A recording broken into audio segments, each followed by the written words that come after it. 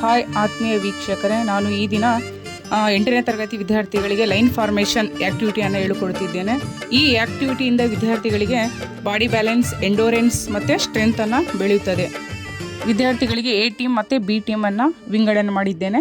So ಇದರಲ್ಲಿ ಯಾರು line ಫಾರ್ಮೇಷನನ್ನು ಅತಿ ದೊಡ್ಡದಾಗಿ ಮಾಡ್ತಾರೋ ಅವ್ರು ವಿನ್ನರ್ ಅಂತೇಳಿ ಘೋಷಣೆಯನ್ನು ಮಾಡ್ತೀನಿ. ಮೊದಲಿಗೆ ಡೆಮೋ ಮೂಲಕ ಈ ಆ್ಯಕ್ಟಿವಿಟಿ ಮಾಡೋಣ.